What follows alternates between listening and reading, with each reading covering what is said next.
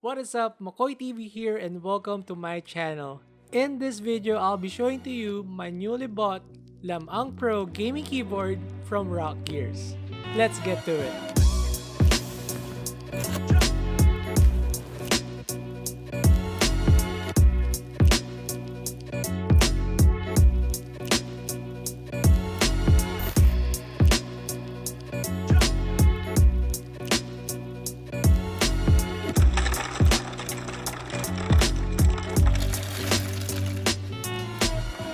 I just bought a keyboard from Rakk Gears, and this keyboard can be used as wired with a USB Type-C and can go wirelessly through Bluetooth connectivity. It's also compatible for both Windows and Mac user. One good features of this keyboard that it can be connected up to 3 devices, and it also has a USB pass-through for other USB devices that you would like to connect. A scroll wheel dedicated for volume and LED brightness control, and it has a removable top cover. The Rakk Lam-Ang Pro is available with Kale White switch, Kale Bronze switch, and the Barebone one.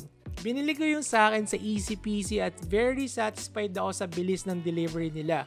So I place an order online sa kanilang website, and at the same day na-confirm yung order ko for shipping. And the following day, na-deliver at na-receive ko agad yung keyboard. By the way mga tol, this is not a sponsored video. Pero kung gusto naman din nila, madali lang naman din ako kausap eh.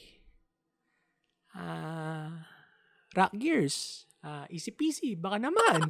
And moving on, ang binili ko is yung Barebone kasi hindi ko trip yung bronze and white switches ng Lam-Ang Pro. That's why I decided to bought a Gateron brown switches. And this is probably an excellent choice for me since I prefer the tactile feel switches and it is best for FPS gaming based on the suggestion and research dun sa mga group na napasukan ko sa Facebook.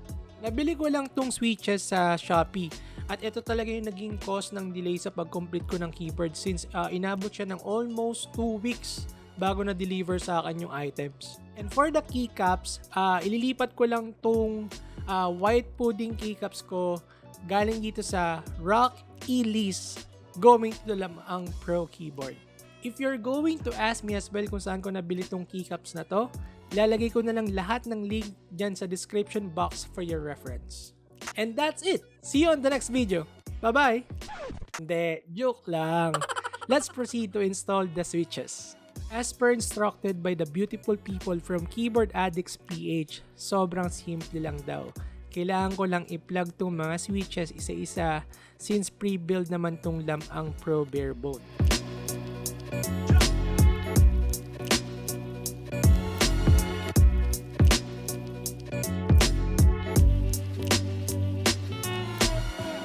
So thank you so much sa admins of Keyboard Addicts PH at sa mga nag-comment at nagbigay ng tips kung paano ko bubuuin ng maayos tong keyboard.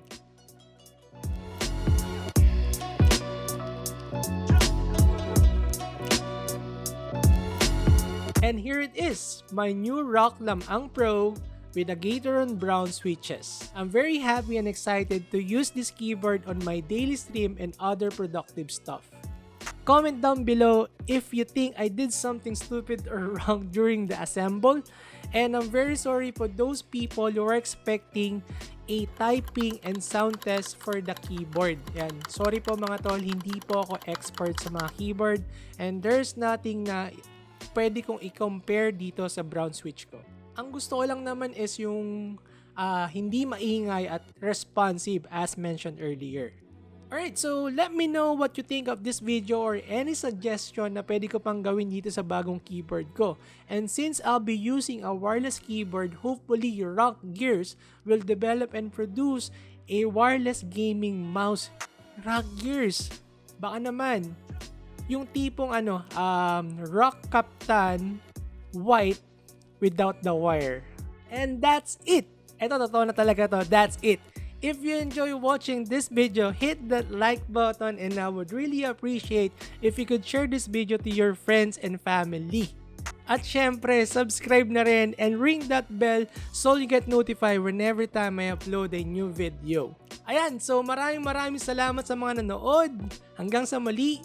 For now, Makoy, peace out. See you on the next one.